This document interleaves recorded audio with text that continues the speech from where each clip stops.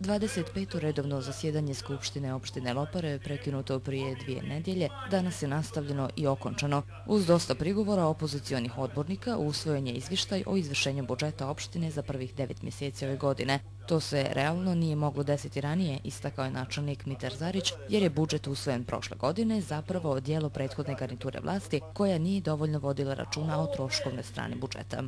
Međutim, mi smo budžet ostvarili u većem iznosu u odnosu nego što je planirano.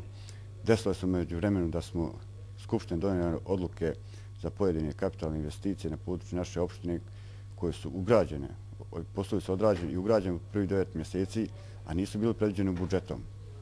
Međutim, znali smo da će doći do povećanja budžeta, odnosno da će ići prema rebalansu budžeta, i zato je Skupština i donijela takve odluke koje su, da kažem, implementirane, odnosno završene.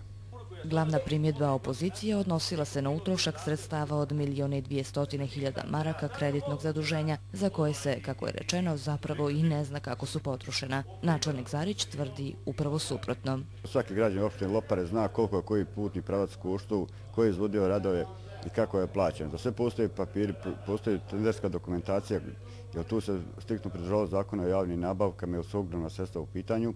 I svaki građanin tačno zna koliko je koja mjesna zajednica sakupila para, koliko je koji put koštao i što je urađeno. Tako da njihove primjedbe ne stoje.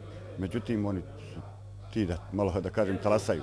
Odbornici su danas usvojili nacrt rebalansa budžeta kojim se budžetski okvir u 2007. godini uvećava za 27% u odnosu na prvobitni plan, odnosno za 1,8 miliona maraka. Nacrt budžeta za 2008. godinu od 3.140.000 maraka također je dobio zeleno svjetlo, a u formi prijedloga bit će razmatran na 26. redovnom zasjedanju koje je počelo već danas u popodnevnim satima.